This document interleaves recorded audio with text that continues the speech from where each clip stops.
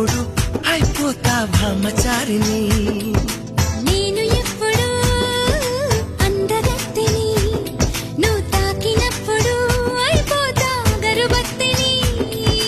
పట్టు ఒకటోసారి నసపెట్టు రెండోసారి